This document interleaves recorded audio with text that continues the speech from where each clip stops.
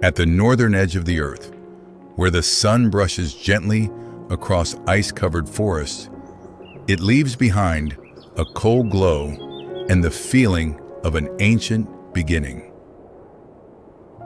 In this world, winter lasts more than half the year, covering the land in an endless white blanket. Life survives only through extraordinary endurance. This is a place where time moves slowly, where every footprint tells a story, and every gust of wind carries the spirit of the North.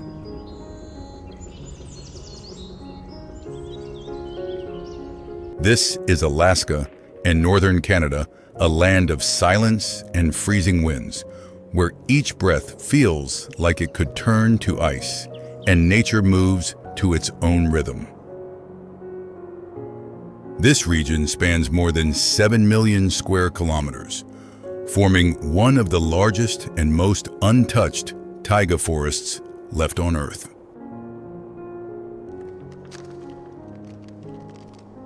Here, winter temperatures can fall below -40 degrees Celsius, turning rivers, lakes, and vast valleys into frozen mirrors of the northern sky. Yet this harshness creates a beauty found nowhere else, where light, snow, and forest merge into a landscape that feels almost surreal.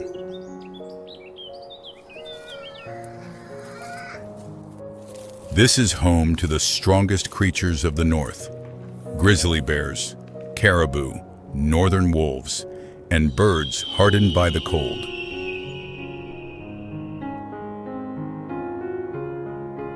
Each species carries the marks of long evolution, traits that let them survive thousands of winters.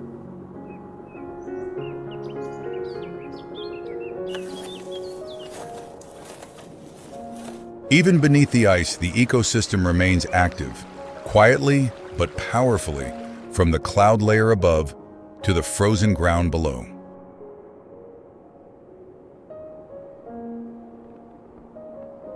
From mountain peaks to frozen lakes, life exists everywhere, just slower, quieter, and perfectly in tune with the cold.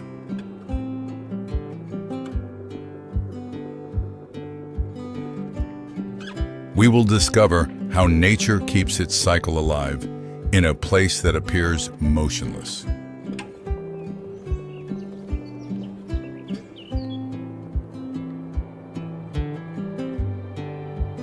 The taiga forest, a northern ocean of trees, is a resilient ecosystem where billions of spruces and pines have stood firm through countless winter storms. Tall trunks coated with thin layers of frost hold the breath of winter upon them.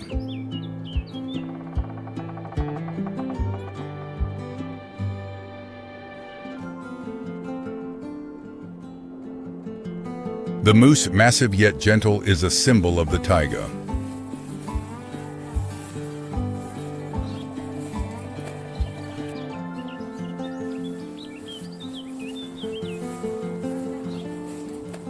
Its broad hooves act like snowshoes, helping it move gracefully and conserve energy in the harsh cold.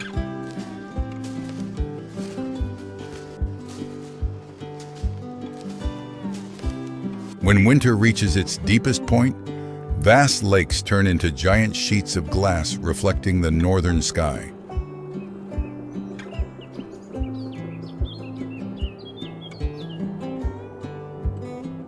In the frozen valleys, packs of gray wolves hunt relentlessly.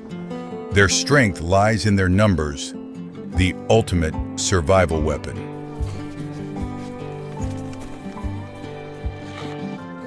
A lone bear cub wanders through the snow, lost from its mother.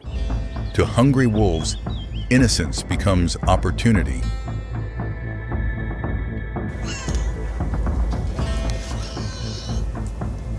But predators have weaknesses too. One wolf limps on an injured front leg, a life-threatening flaw in the wild.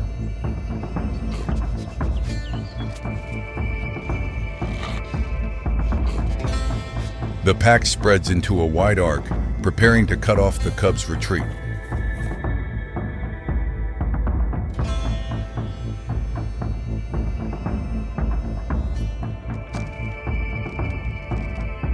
Chaos erupts.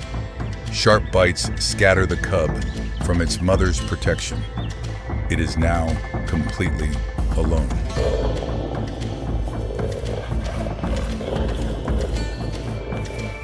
The mother returns, but too late. Against the wolf's deadly jaws, the cub stands no chance.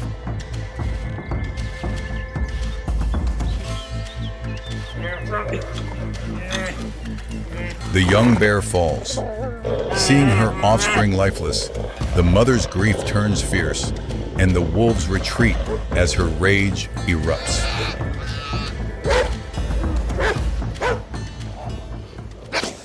Pain settles beside her fallen cub. The mother memorizes the scent of the killers.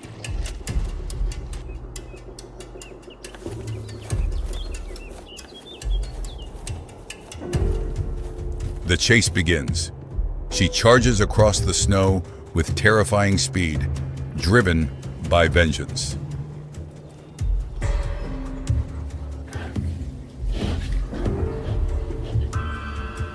The wolves think they've escaped, but the injured one falters, slipping farther behind.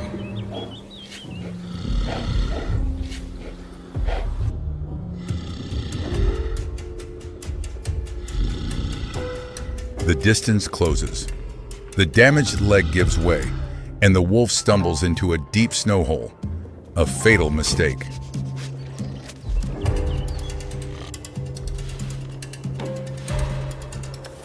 Without hesitation, the mother unleashes all her strength. In the wild, the weakest always pays the price.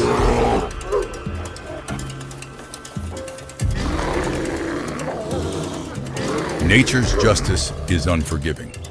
In this frozen land, every mistake is paid for with a life.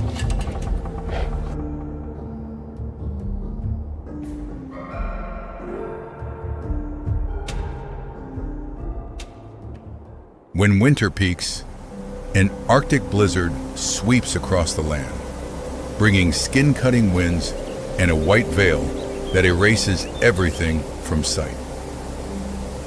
Trees shake violently in the storm, yet remain standing as they have for thousands of years.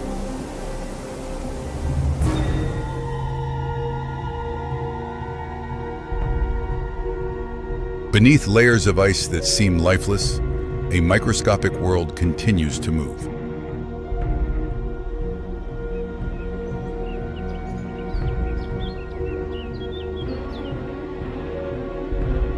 Cold-adapted algae grow slowly but steadily, forming the first nutrients in the food chain.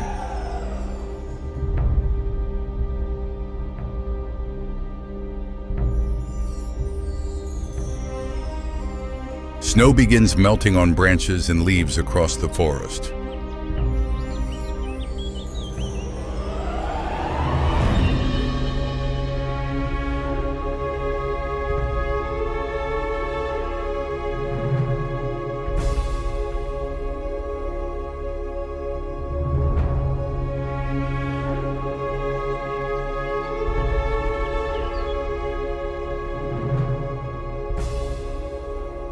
Even bacteria in permafrost regulate carbon in their own ancient cycle.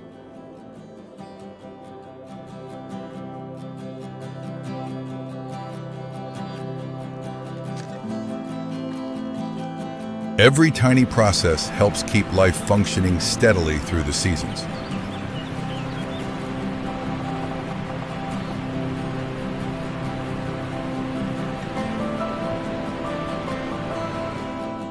Today, this land is warming twice as fast as the rest of the planet, reshaping every part of its ecosystem.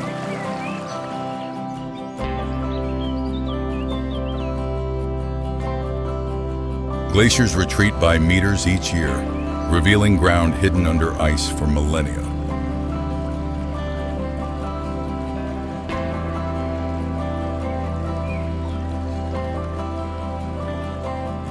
Moose expand their feeding ranges to adapt to shorter winters.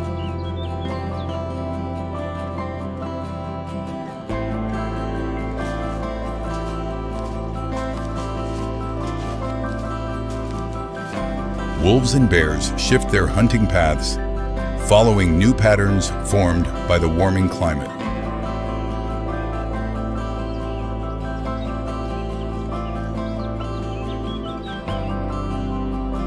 Yet nature here is resilient, adapting slowly, cautiously, but persistently.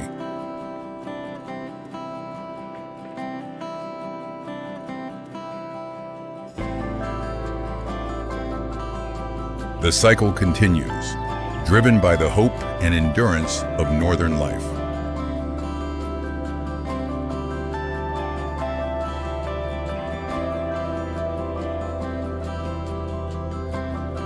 The sun grows stronger, warming the earth beneath the thick snow and triggering the first signs of thaw.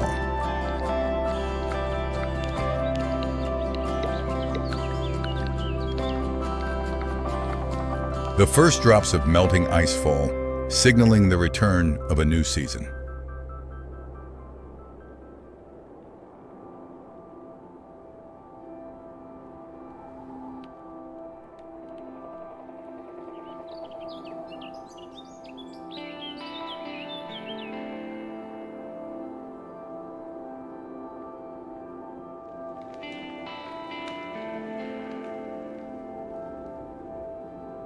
Beneath the ground, dormant seeds awaken, sending green shoots toward the damp earth.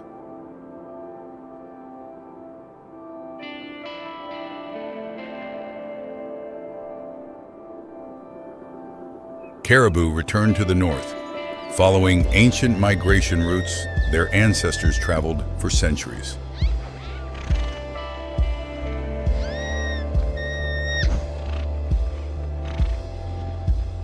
Migratory birds fill the sky as millions return after the long winter.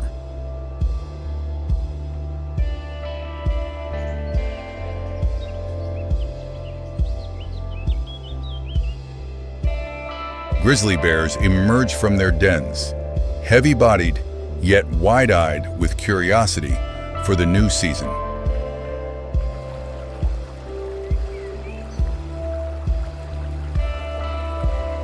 They search for their first meals, roots, young shoots, and energy-rich larvae.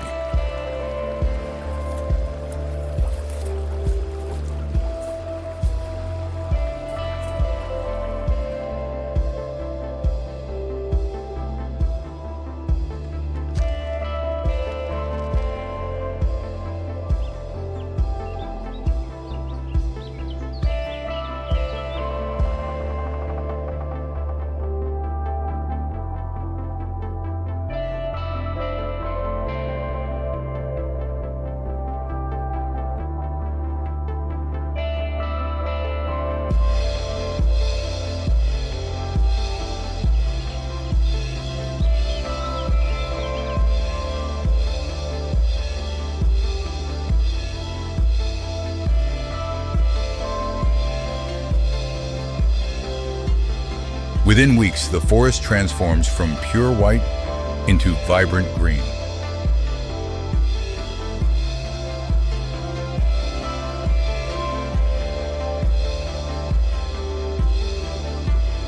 From frozen silence, life rises powerfully again, proving the resilience of northern nature.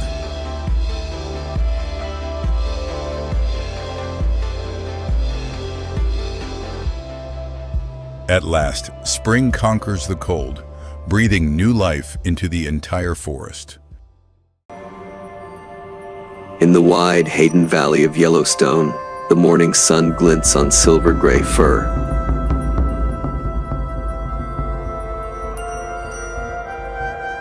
A grizzly bear lowers its head, sniffing the wind, claws dragging across the soil.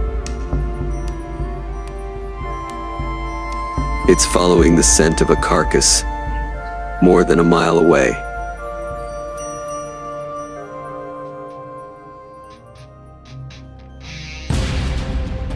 This is not just brute force.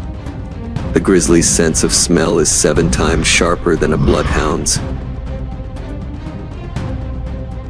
It remembers rivers, seasons, and trails as if the land itself lives in its mind.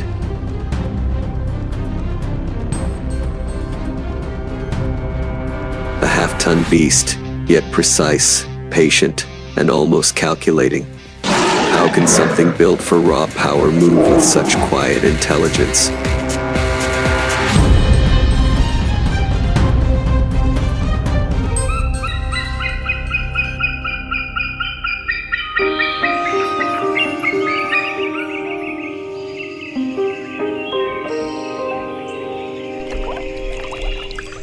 A giant footprint sinks deep into the wet mud.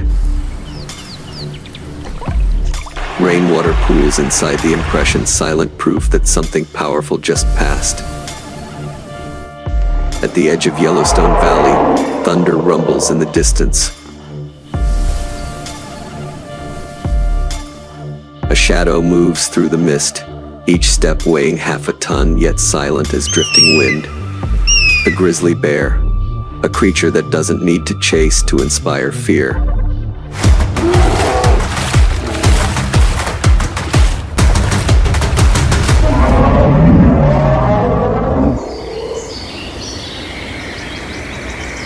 It pauses by the riverbank, breath steaming in the cold air. The surface stills, then explodes.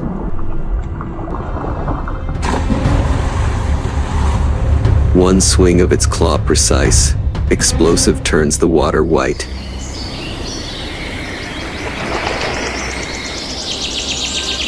A single strike forged by millions of years of evolution.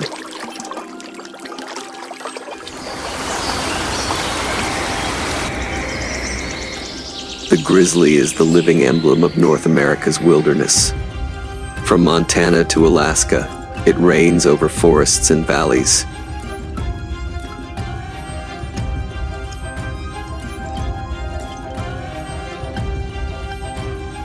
When the winter snow melts,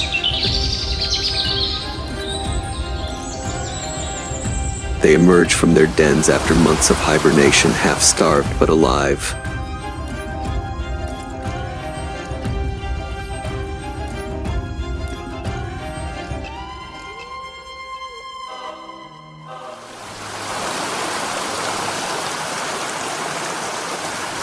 Their hunt begins again, scavenging deer carcasses, digging for roots, stealing honey, and fishing salmon from icy streams.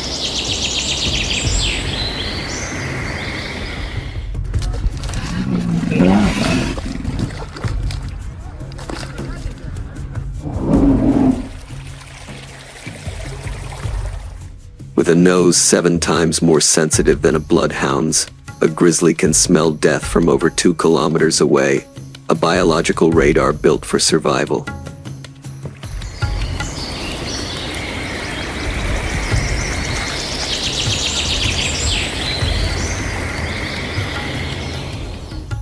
Beneath that thick fur and lumbering gait lies an engineered machine of strength, 4 arms so powerful they can overturn boulders.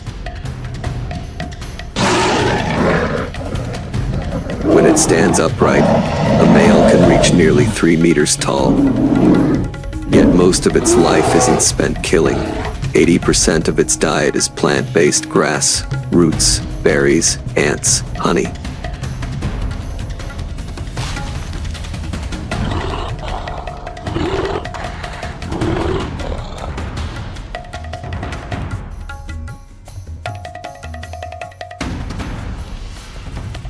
The forest feeds the beast, and the beast keeps the forest alive. Power and gentleness coexist in a single heartbeat.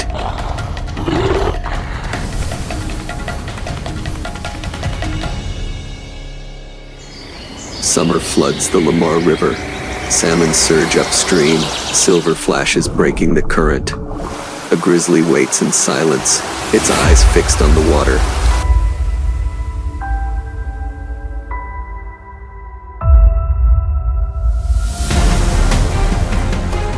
Then movement.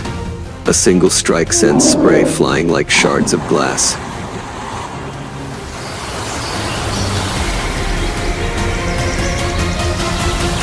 Beside her, two cubs watch every move, learning how to hunt and how to fail. Knowledge here isn't taught with words, it's inherited through instinct, through patience, through survival.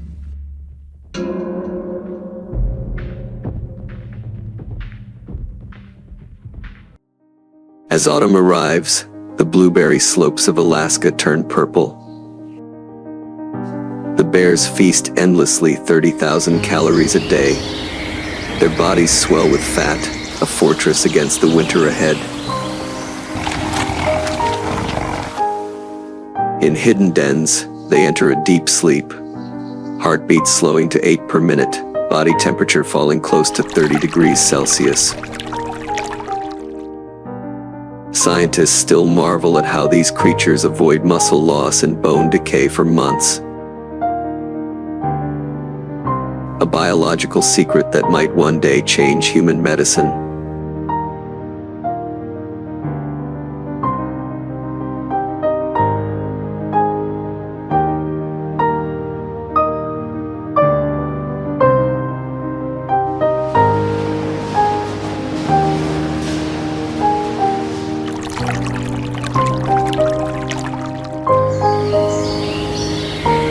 Then spring returns, and with it,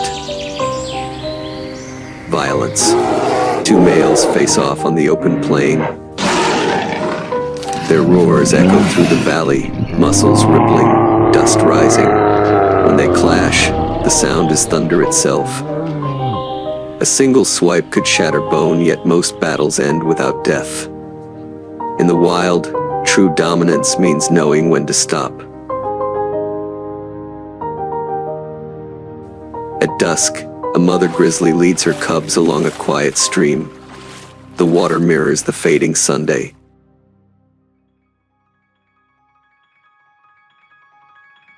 Each step is measured, calm, deliberate. Nature's way of teaching patience: move slow, live long, strike only when needed.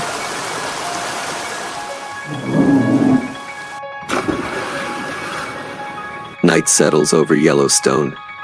Mist gathers. Under the moonlight, the giant stands motionless, the wilderness made flesh, powerful, solitary, eternal.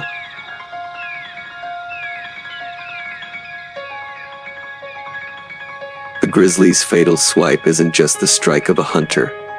It's nature's heartbeat, a reminder that survival itself is the purest form of strength.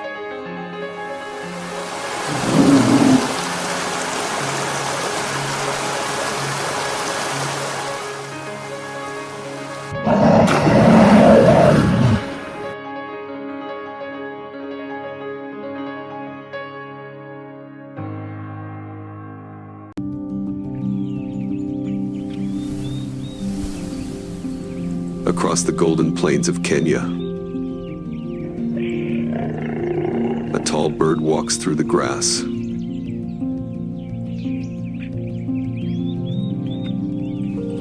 Not a crane, not an eagle.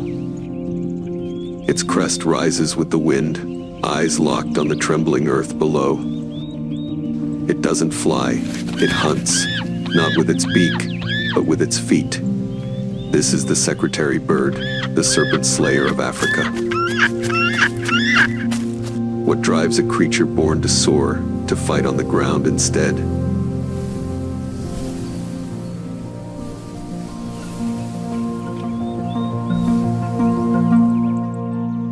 Dawn over the Serengeti.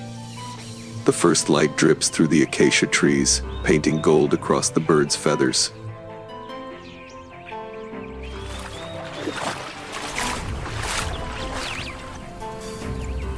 The secretary bird shakes its wings, then strides forward slow, deliberate, each step a silent calculation.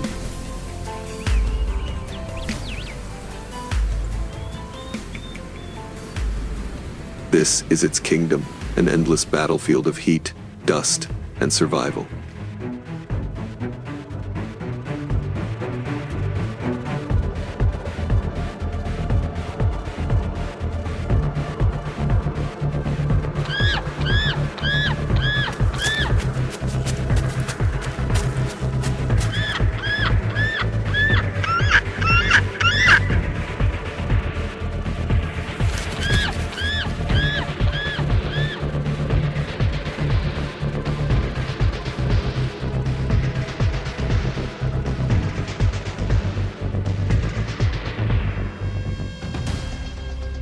as a child, wings stretching more than 2 meters. It's a bird that refuses to fly. It hunts on foot, not with talons from above, but with the precision of a fighter on the ground.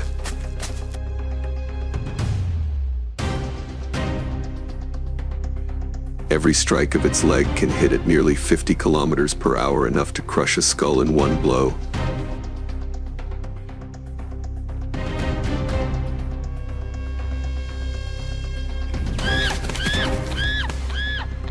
Its legs act like coiled springs, bones reinforced to absorb impact, tendons snapping like steel cables.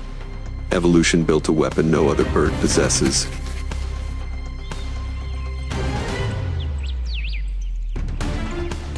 Near Lake Naivasha, a black mamba slides through the scorched grass. The bird doesn't retreat. It circles, eyes locked. The snake lifts its head, spreads its hood, a warning too late.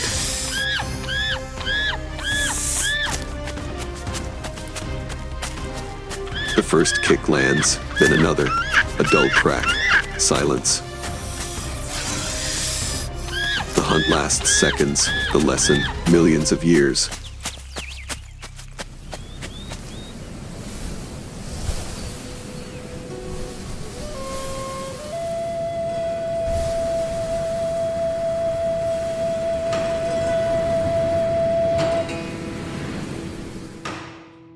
The secretary bird is patience made flesh.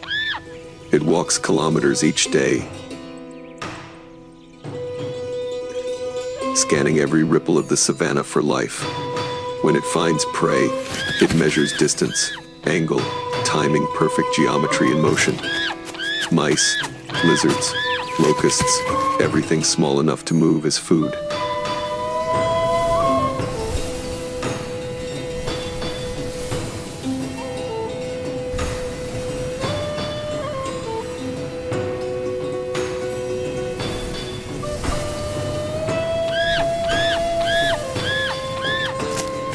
Sometimes it stamps on the earth until burrows collapse, and life beneath the soil trembles to the surface. Its vision is twice as sharp as ours. It can detect movement 100 meters away. Each kick is not random force, but calculation, a split-second decision between life and death. Among herds of gazelles and buffalo, the secretary bird walks freely. When hooves disturb the grass, snakes are flushed out, an unspoken alliance of beast and bird.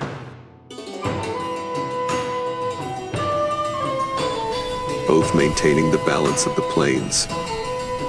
In the breeding season, a pair builds their nest high on an acacia.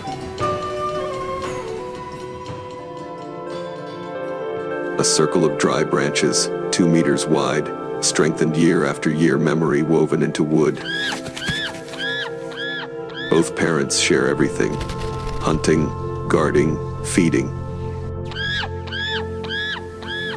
Their calls echo rough and low, a language only they understand.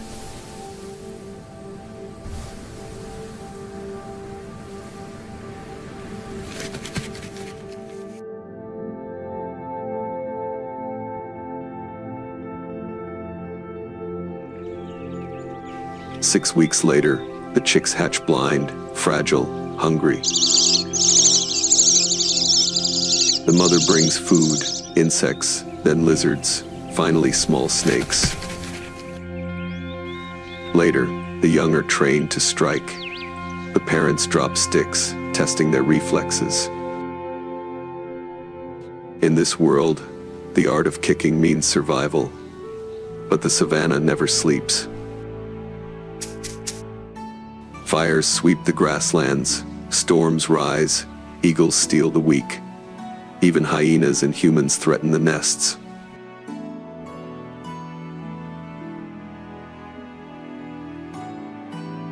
Yet this bird endures.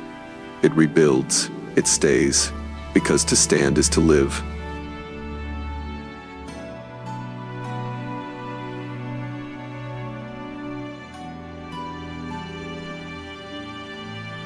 At dusk, the Serengeti glows in red dust.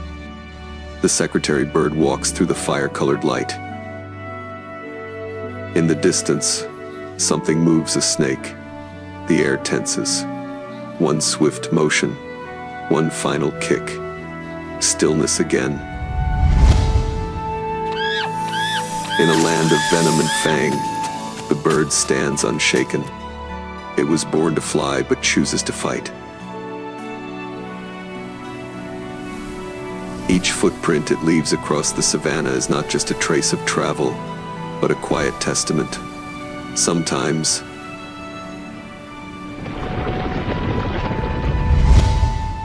the greatest power of nature is not the wings that lift us, but the courage to remain on the ground.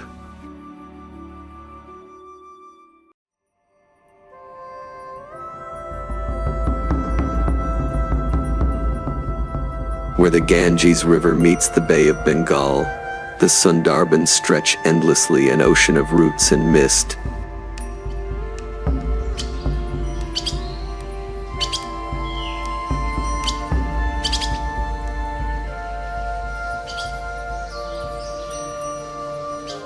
In the brackish water, something stirs. Two golden eyes rise above the surface, the Bengal tiger. It swims like a shadow, silent and unseen. Even when the forest sleeps, it hunts. Locals say here, the tiger doesn't just walk the land, it rules both water and fear.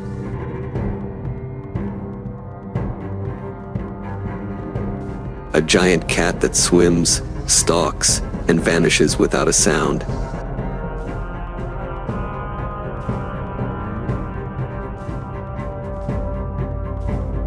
What turned this creature into both legend and ghost of the mangrove world?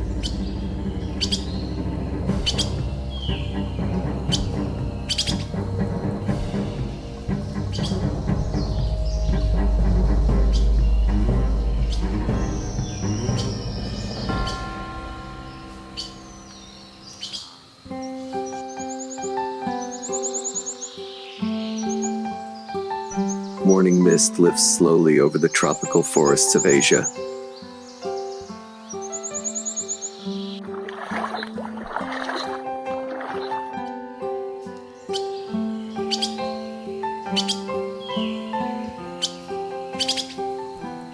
From the thicket, a Bengal tiger emerges.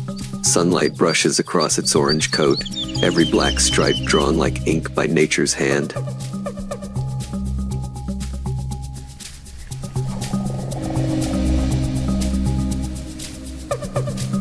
It pauses, scenting the air, each step firm yet weightless. The tiger is the largest cat on Earth. A grown male can weigh over 250 kilograms and stretch nearly 3 meters from nose to tail.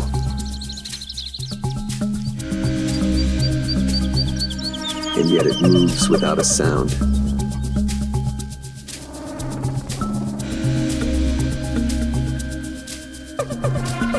Soft pads beneath its paws absorb every step, turning raw power into silence.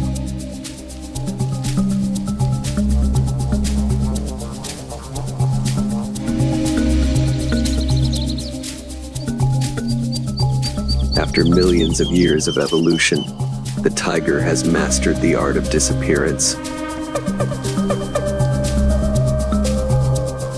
Unlike lions, tigers live alone. Each one rules a vast territory, sometimes hundreds of square kilometers.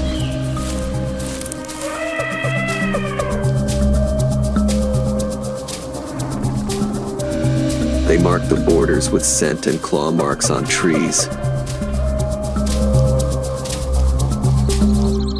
Messages only another tiger can read. In this world, territory means life.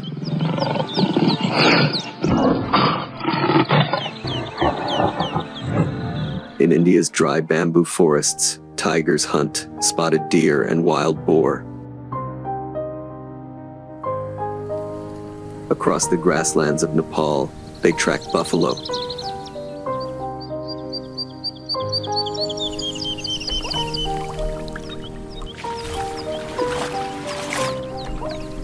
And in the frozen valleys of Siberia, the Amur tiger, the largest of all, faces bears in the snow.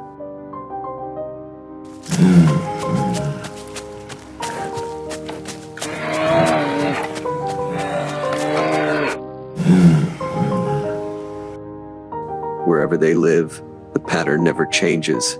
Hide, approach, strike.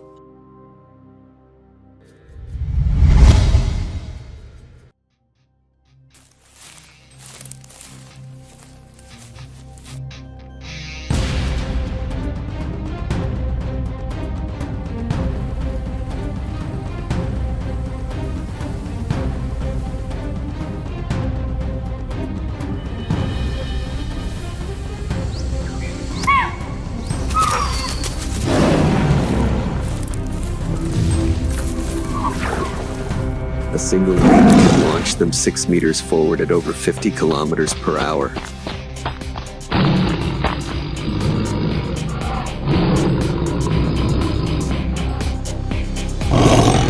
In seconds, the forest falls silent again.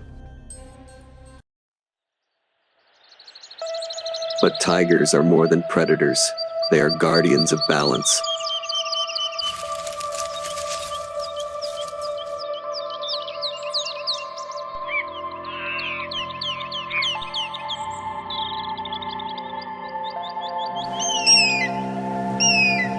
By keeping deer and boar numbers in check, they protect the forest from being eaten bare. Where tigers vanish, the jungle itself begins to fade.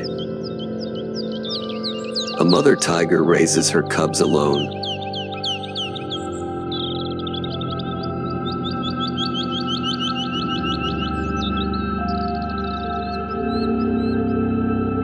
She teaches them patience, stealth, and the rhythm of the forest.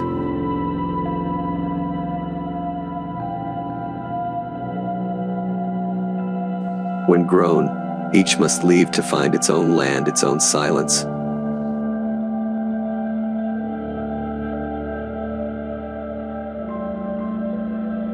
Only about half will survive to adulthood. Yet each survivor carries the story of the species forward.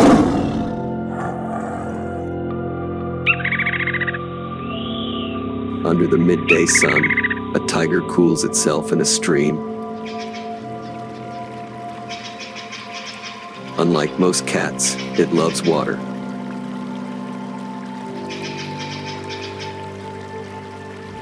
It can swim for kilometers, powerful legs propelling it through the current. In the Sundarbans mangrove swamps, some hunt between tides where land and sea become one shifting world. No two tigers share the same pattern of stripes. Each is a fingerprint written on fur. Scientists now use hidden cameras to recognize individuals by those unique marks. And the images reveal hope. Cubs returning to forests that had long been silent.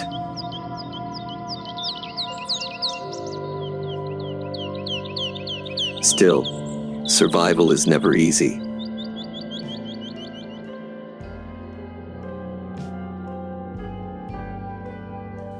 As people push deeper into the wilderness, the tiger's realm shrinks.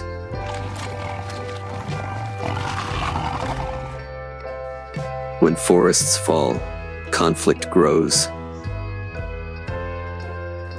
There are fewer than 4,000 left in the wild, a whisper of what once was.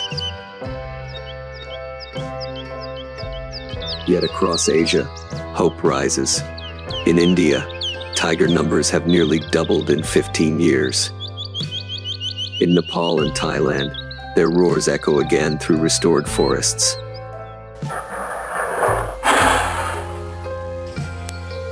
As the day fades, sunlight spills across the tall grass. A male tiger steps forward, its reflection rippling on still water. He pauses, gazing toward the forest, then moves on, slow, powerful, eternal. He doesn't need to prove his strength. His very presence is proof of nature's power. Where there are tigers, there is life. And as long as that roar still rolls through the forests of Asia, nature still breathes with us.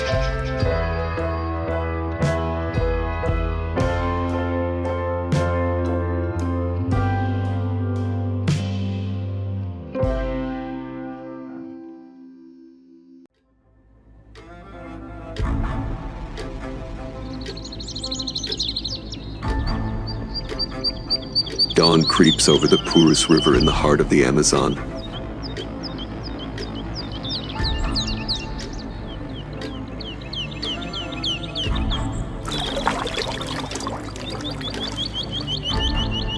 Beneath it, something vast waits motionless.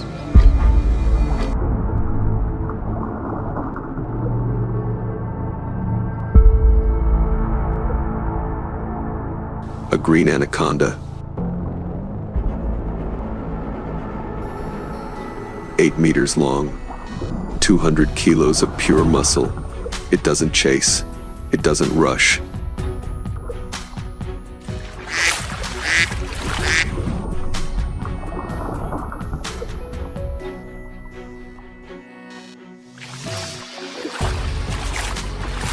Only its eyes break the surface, shimmering like dark gems above the waterline. Here, death arrives in silence, through patience.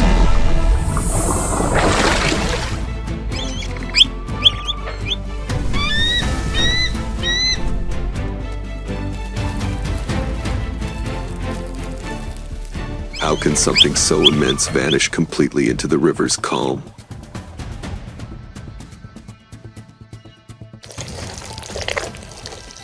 Yet this is only one predator among many in the Amazon, a living labyrinth where every hunter, from the black jaguar on land to the harpy eagle above,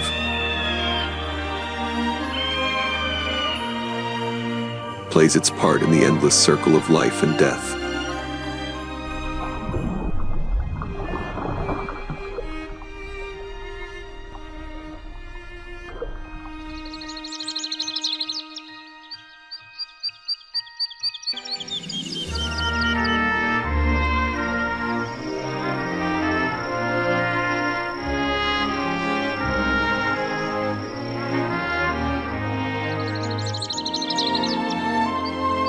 The Amazon kingdom of silent hunters.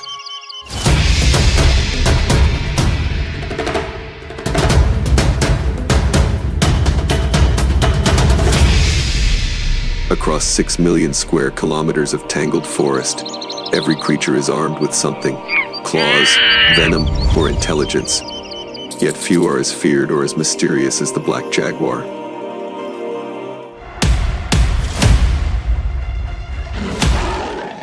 At dawn in the Brazilian Amazon, mist still clings to the leaves.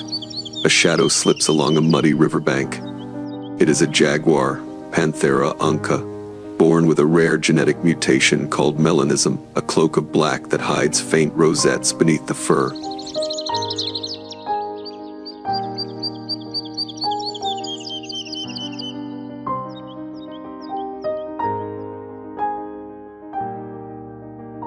Only about 1 in 20 jaguars carries this gene. But in the dense rainforest, it is the ultimate advantage.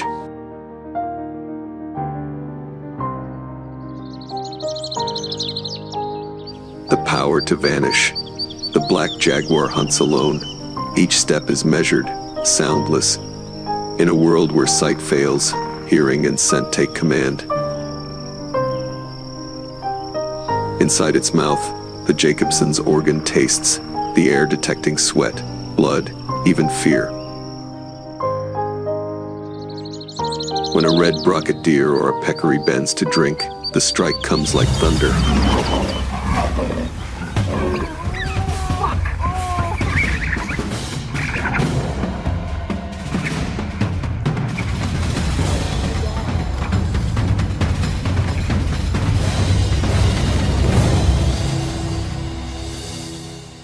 Its bite over 1,300 pounds per square inches, the strongest of all big cats, crushes skulls in a single snap.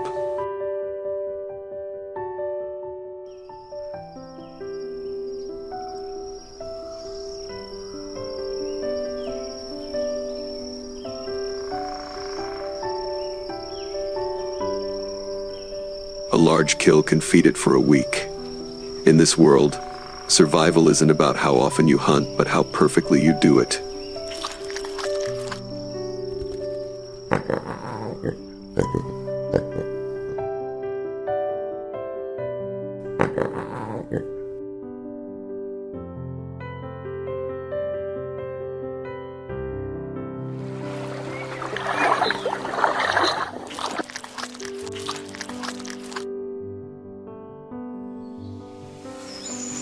As the sun climbs, the forest wakes.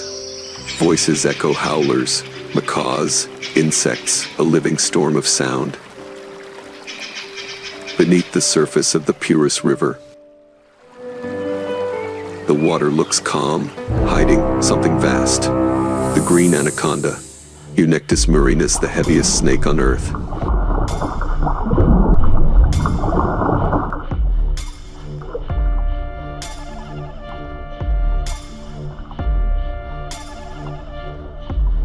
It is an ambush hunter. No chase, no hiss, just stillness. Body half buried in mud and weeds, it waits.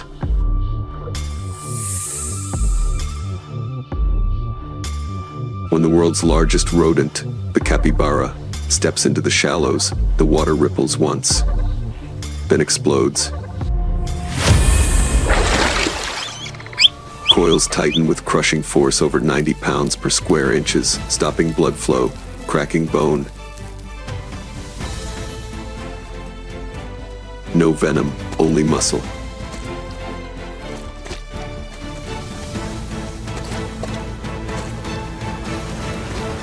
Once it swallows its prey, the anaconda vanishes for weeks, slowing its heartbeat to half pace. Saving energy, a master of metabolic restraint. Females grow almost twice the size of males during mating season.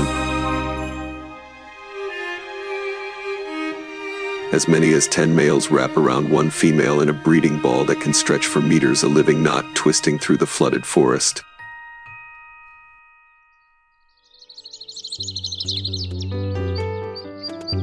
High above, light pierces only in scattered beams. Here reigns the harpy eagle, Harpia harpygia, the most powerful raptor in the Americas. 2-meter wings, talons curved like knives, strong enough to crush bone.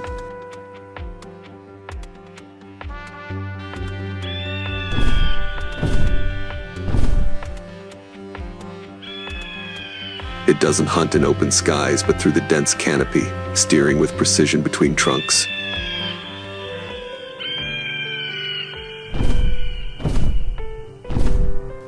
Its vision is 8 times sharper than ours. It can spot a monkey 200 meters away. When it strikes, there is no warning, only silence, speed, and finality.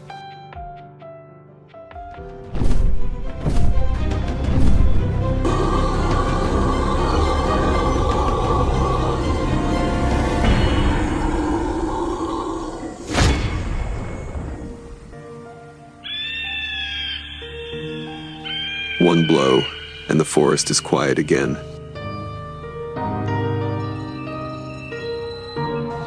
Where harpies disappear, forests change.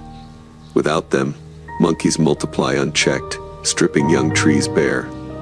Every predator here is a pillar. Remove one, and the whole structure trembles.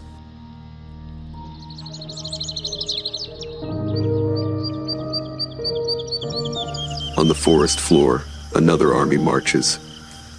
Hundreds of thousands of driver ants, Eceton burchelli, move like a river of life. They build no permanent home. Each night they weave a living nest, thousands of bodies linking together into a hanging mass. Individually, they are fragile. Together, unstoppable.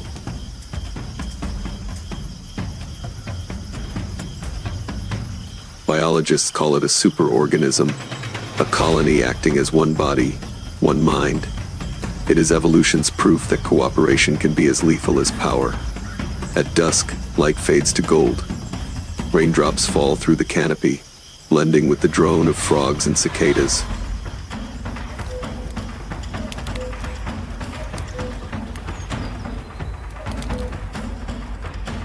On the river, crimson eyes break the surface caimans, patient as statues. Below them, piranhas stir. Despite the legends, they are not maniacs of the river. Most feed on carrion, cleaning what the jungle discards.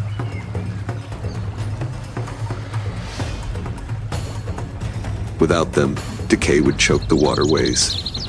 Even scavengers have purpose. Every predator, strong or small, keeps the Amazon alive.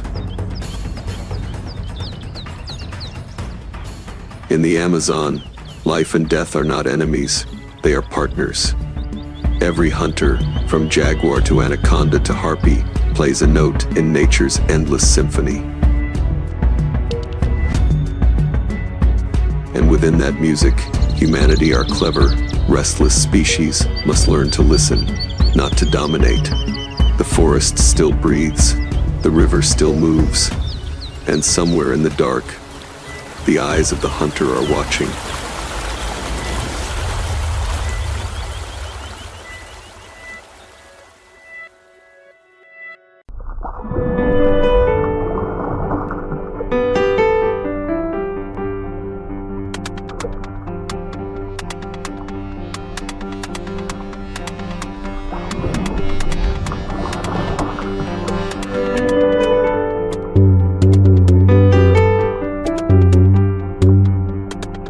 Saltwater crocodile. Salt glands arm it for the open coast.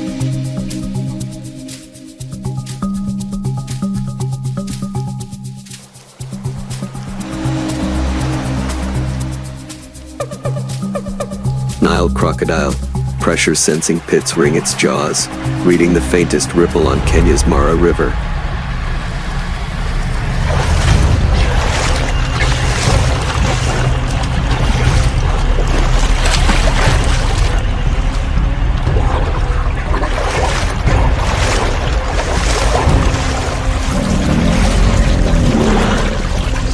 Conical teeth to pierce and hold.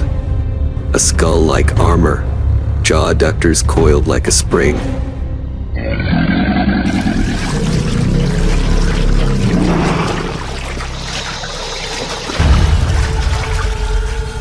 From Adelaide River, Northern Territory, to the banks of the Mara, whose design delivers the hardest bite on Earth.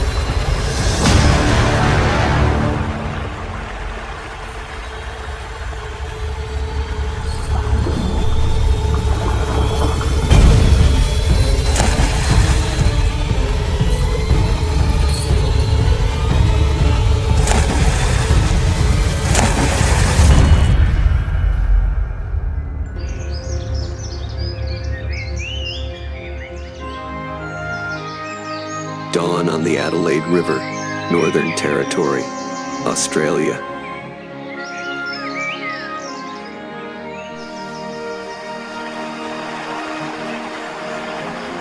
A thin skin of mist over mangrove roots. The water lies flat.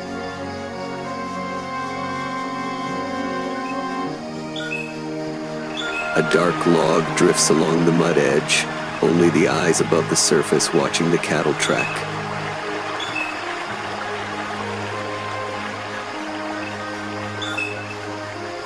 Far off, gulls rasp. Tide is rising.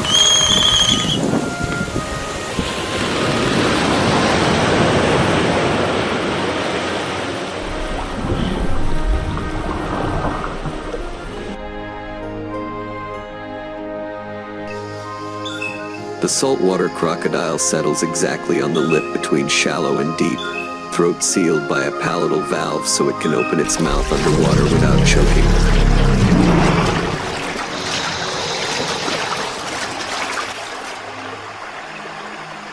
Mud dusts the snout, but the jawline is studded with tiny pressure-sensing pits that read the faintest ripple, a footfall no wider than a breath.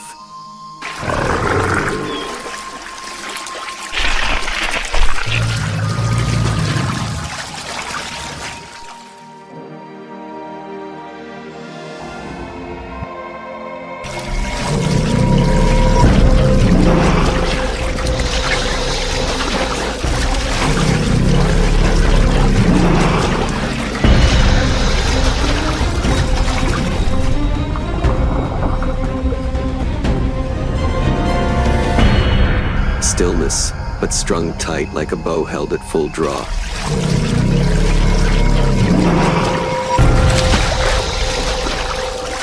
Salt glands in the tongue help it tolerate brine, letting it range from the river mouth to the surf without losing water.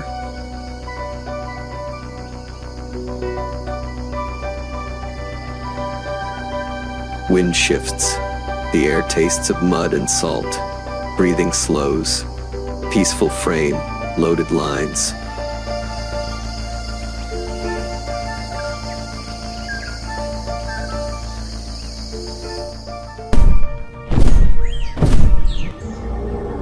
Across the continent, the sun already rides high over the Mara River in Masai Mara, Kenya. The sandbank is carved with zebra and antelope tracks.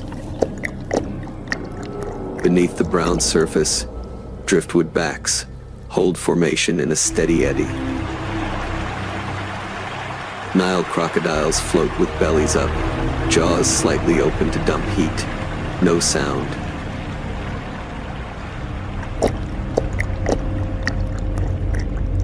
Dry wind brushes the grass, dust lifts, a zebra herd ghosts the bank. Rhythm here is migration, not tide.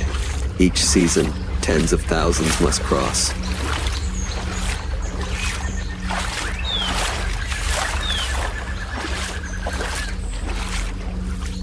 Underneath, jaw adductors wrap the skull like bundled rope.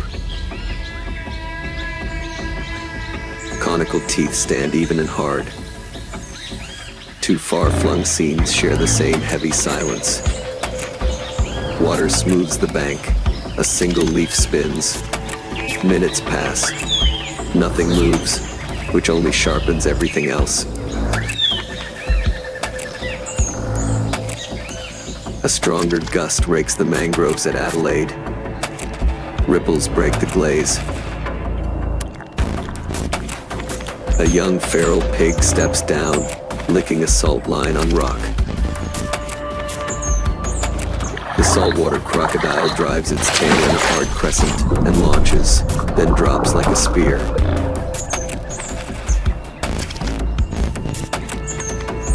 The wide head locks just behind the shoulder. The snap sounds dense and slick, like iron shutting. Mud and spray explode.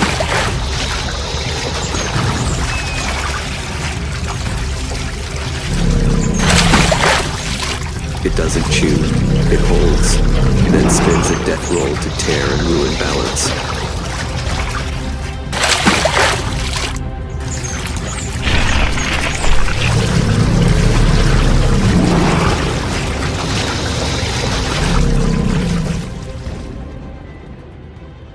In a large individual, bite force can reach about 16,000 newtons for a flashing instant.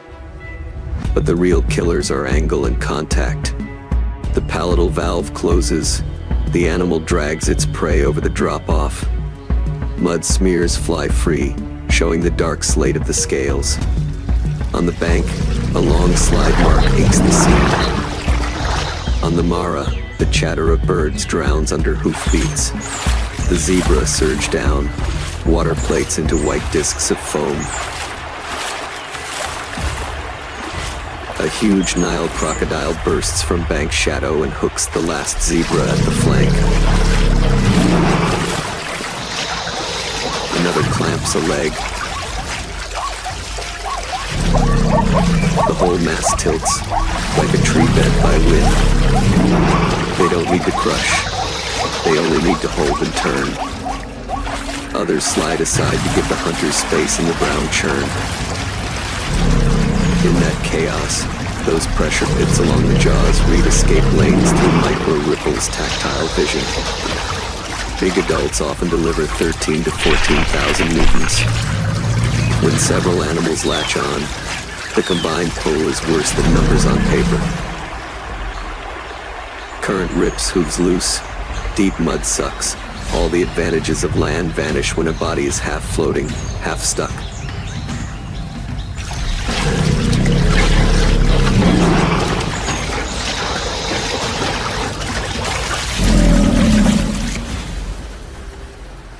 A brief rain squall darkens Adelaide's water.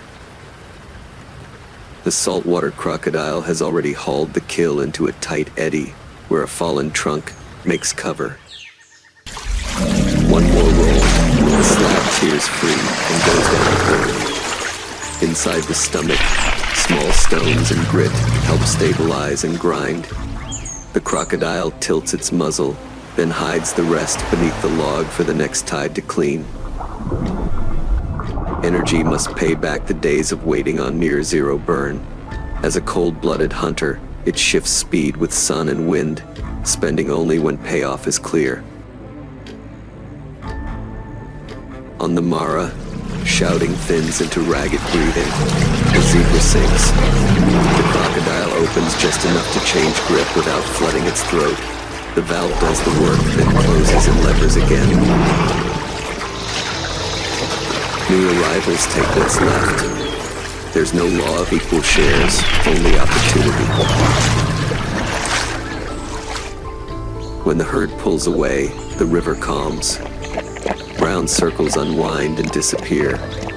On the sand, a few white-black hairs and bands of foam. The hunt ends as it began, inside a patch of opaque water.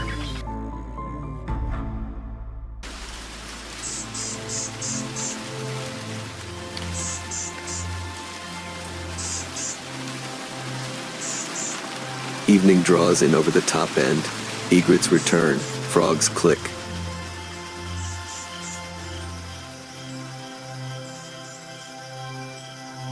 A saltwater crocodile drags up to bask, warming the gut for digestion.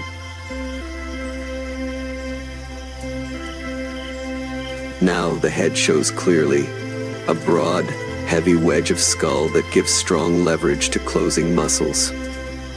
A broken tooth will be replaced by one already growing beneath. The arsenal refreshes all life long. Pale scars stripe the back territory disputes, especially on the spring tides. Nests are mounded high with dry grass and leaves. Temperature inside decides sex in the hatchlings. Hot years can skew the balance. Biologists watch that curve closely.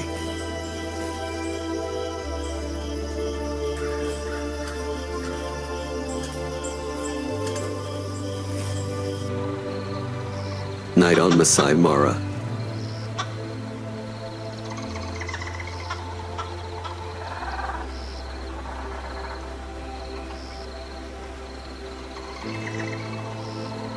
Moonlight drifts the surface, silvering the backs of crocodiles that lie like statues.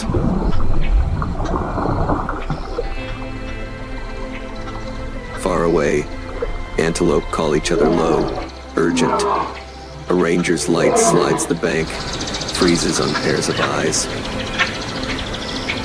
Rest hours, but not safety. Crocodiles also contest access to the best bends, where fallen trees carve suction and prey funnels. Next morning, the bay near Darwin is calm. On the fisherman's radio, saltwater crocodiles out beyond the surf line, riding tide corridors, sometimes crossing narrow island channels. Tolerance for salinity opens the menu from mangrove creeks to the shore break, even sea turtles or small sharks when chance aligns. Downstream on the Mara, in slower, clearer water, the pattern flips. A big Nile crocodile ignores small fish and holds the ambush slot for the migration. Every choice runs on energy math intake versus spend. Miss once and you may go hungry for days.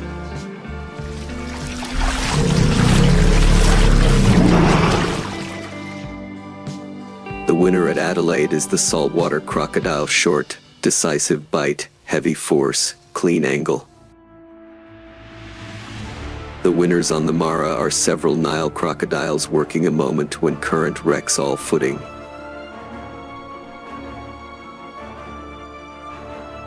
If you frame it as a record among living animals, the crown for peak bite force measured so far rests with the saltwater crocodile, with giant individuals posting very high numbers.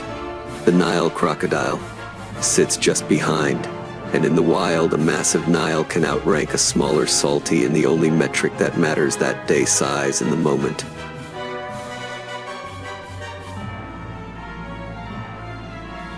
Numbers give us a summit. The field gives us context.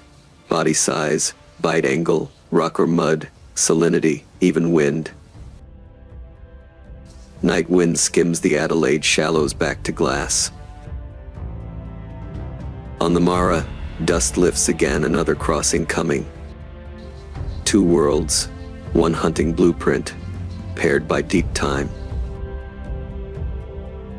In that opaque water, what truly calls life or death, before the jaws shut the bite record on a graph, or the half second of perfect timing the eye can't catch.